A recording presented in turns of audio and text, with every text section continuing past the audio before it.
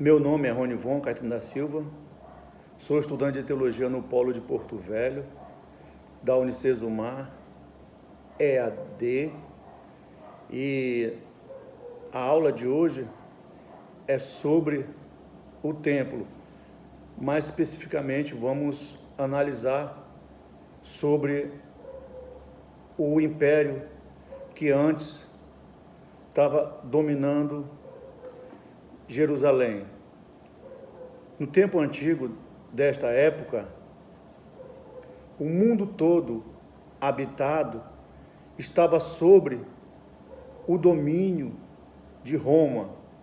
Roma dominava os países, e os países que eram dominados através da guerra, das suas invasões, Roma colocava uma guarda, ou melhor, colocava um batalhão ali para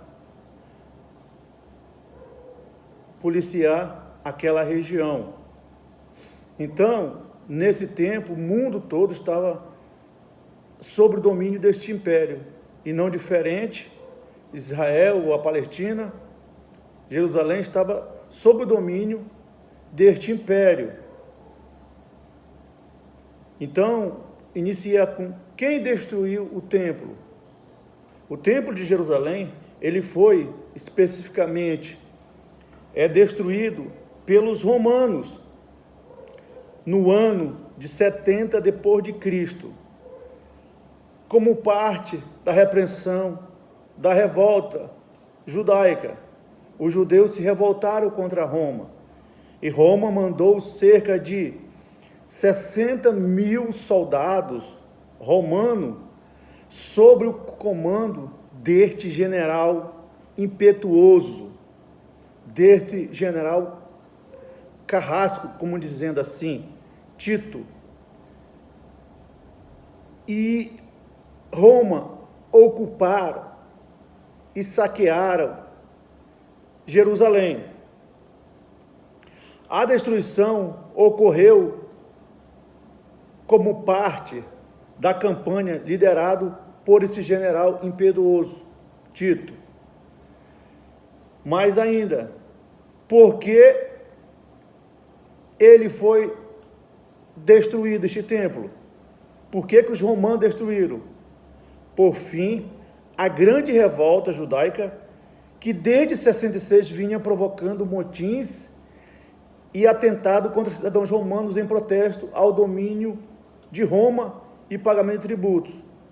Porque Roma dominava os países e mesmo assim exigia tributos e autotributos do povo. Como exemplo, no tempo de Jesus, o que nós podemos observar, que a imagem do dinheiro ali, aquela foto do dinheiro, estava a imagem de César.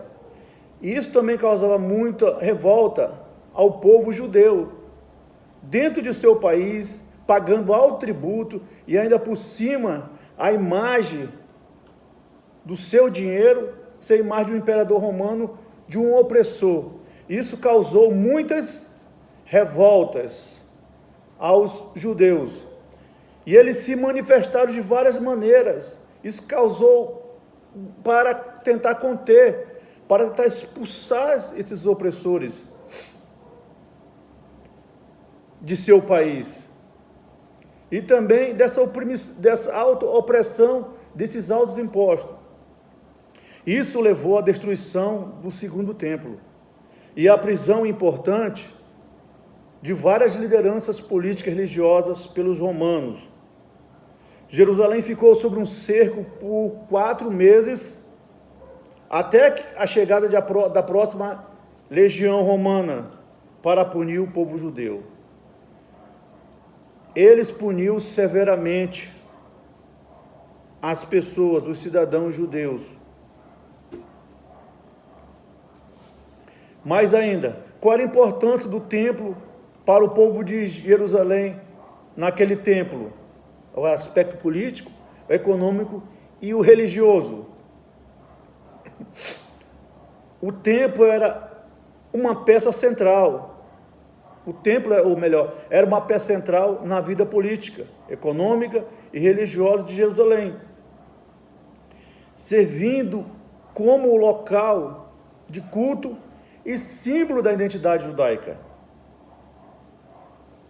O templo, o centro da vida judaica, na verdade, o templo, além de centro religioso, era referência política e cultural, econômica e social do judaísmo, segundo o historiador Flávio José, que ele descreve assim: o exterior arrebatava os olhos e o espírito, por causa de ter redescoberto o ouro, refletia desde amanhecer a luz do sol tão intensamente, que obrigava a afastar vista aos que queriam observá-los. Roma tratava os estrangeiros que chegavam, parecia uma montanha de neve, por onde estava coberto de ouro brilhante e mármore branquíssimo. Então, este templo era muito importante para os judeus, porque em vista como também para eles, era a morada de, eles consideravam assim como uma morada de Deus na terra. Ele representava estabilidade, ele representava perenidade, ele representava segurança. O que Jesus veio ver é que o tempo passa. Deus é que permanece independentemente do templo. Agarrar-se ao que passa, por mais importante seja, é um equívoco. Só Deus permanece e só Deus basta. Fundamentar a religião, como ele diz, o historiador, e a fé no relativo passageiro é revitalizar o absolutismo derradeiro. Na interpretação de Jesus aqui, segundo os evangelhos, nisto consistiu a derrota do judaísmo oficial. A questão é sempre atual, em que e onde ficamos a banalizar os fundamentos de nosso amor à religião e a nossa fé. A próxima pergunta: o templo foi totalmente destruído ou sobrou parte visível no dia de hoje? Hoje em dia resta apenas alguns vestígios do templo, como por exemplo, o Muro das Lamentações. Trata-se de um único vestígio do antigo templo, erguido por Herodes o Grande, no lugar do templo de Jerusalém inicial. É a parte que restou de um muro de arrimo que serviu de sustentação para as paredes de um edifício principal, de que em si mesmo não integrava o templo que foi destruído pelo esse general impiedoso, Tito, no ano 70.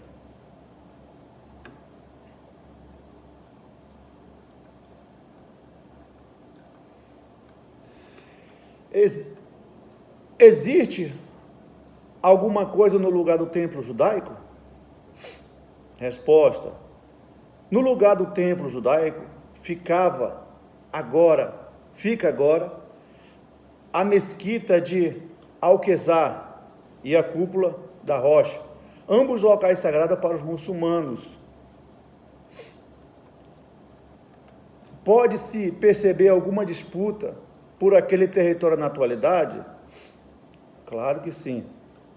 O que vemos hoje, através de noticiários, de manchetes, nas mídias sociais, em vários meios de comunicações, o que nós vemos é a disputa pelo controle de onde o templo ficava, e é uma questão complexa e controversa na atualidade, que envolve tensões políticas, religiosas e territoriais israelenses e palestinos.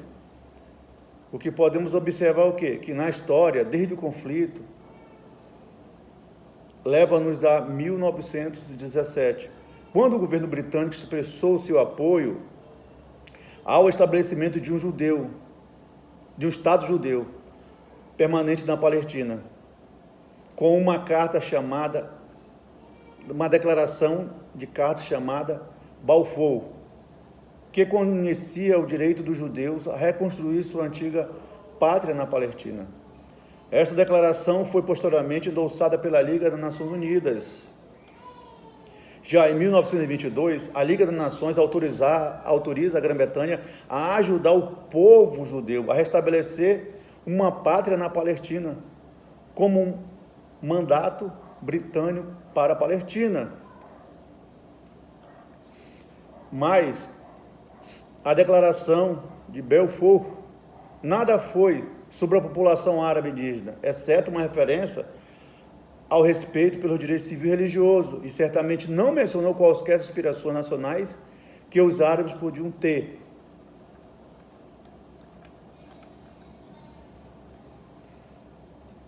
Já em 1937, as sequências destes tumultos, uma comissão britânica publicou um relato recomendando a divisão de Israel em um estado árabe, um estado judeu e uma zona neutra para locais sagrados.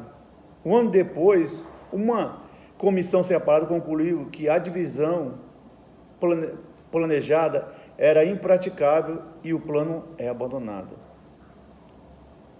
As sementes da consciência nacional palestina brotam em resposta à presença colonial britânica e à crescente população judaica, que podemos observar, né? Já em 1947, as Nações Unidas voltaram a favor da divisão da Palestina em um Estado árabe e um Estado judeu. Um momento decisivo para os palestinos que rejeitaram a divisão da disputa da Terra Santa. Já em 1939 até 1945, ocorreu uma tragédia, ou seja, a Segunda Grande Guerra Mundial.